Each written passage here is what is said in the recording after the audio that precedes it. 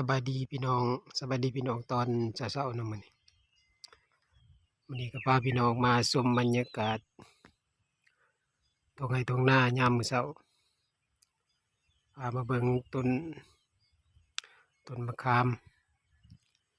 มีทั้งมะขามส้มมะขามหวาน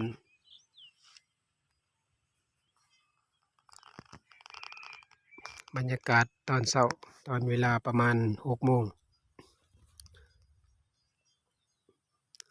มาฟังเสียงนกเสียงไก่คันยามมื้อเช้า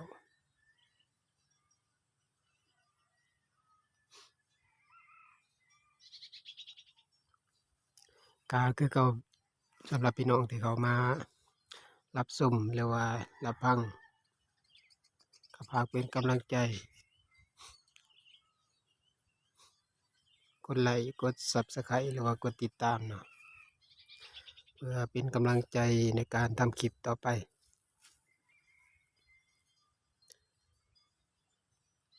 หลังจากเก็บเกี่ยวข้าวนาปีแล้วก็แล้วไปวางเดือนหลังนี่เนาะนี่ก็เป็นเดือนธันวาเดือนสุดท้ายของปีนี้เนาะก็มื้อนี้ก็มีโอกาสได้ออกมาเก็บภาพบรรยากาศทุ่งไร่ทุ่งนาให้พี่น้องเบิ่งตอนเช้าตอนเวลาประมาณ7 โมง6 โมงหา7 โมง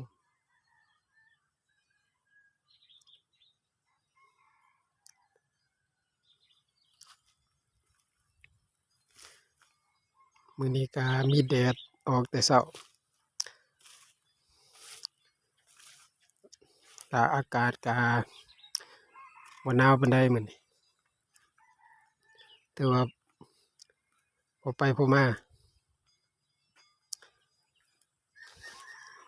พามาเบิ่งบรรยากาศเก่าๆยามทุ่งไร่ทุ่งนาเบิ่งงัวควายเลาะหากินหญ้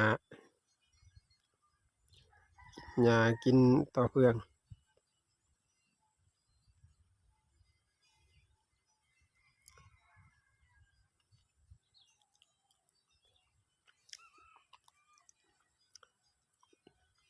บ่ได้ลงคลิปมาหลายมื้อพี่น้องกำลังมาลงคลิปให้เบิ่งมื้อนี้บ่มีเวลามื้อนี้มีเวลามีโอกาสก็เลยมาถ่ายคลิปให้พี่น้องเบิ่ง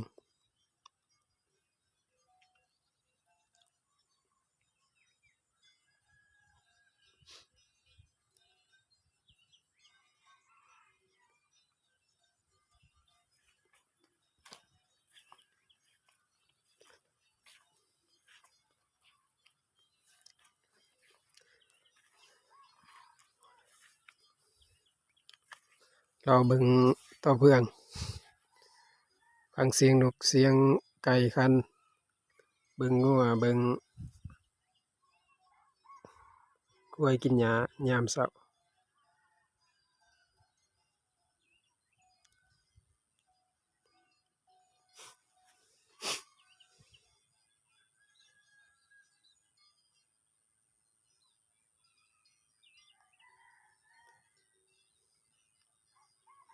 ดอกอันนั้นดอกกระเด้าก็เริ่มโป่งดอก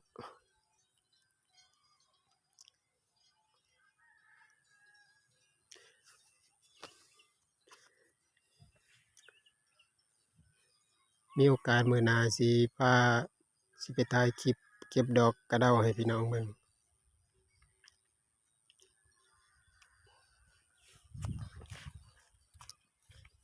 กกขามส้มต้นนี้ก็เป็นดกเป็นดีปีนี้โอ้ดอกมะขาม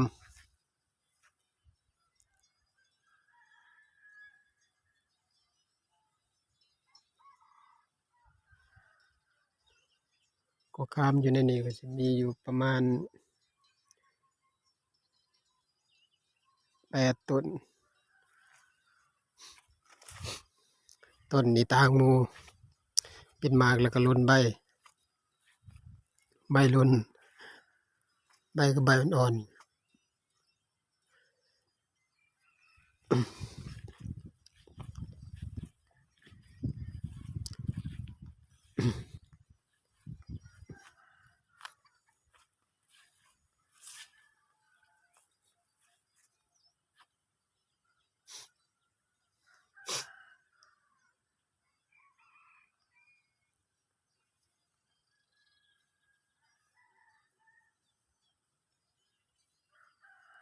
ชมบรรยากาศยามเช้า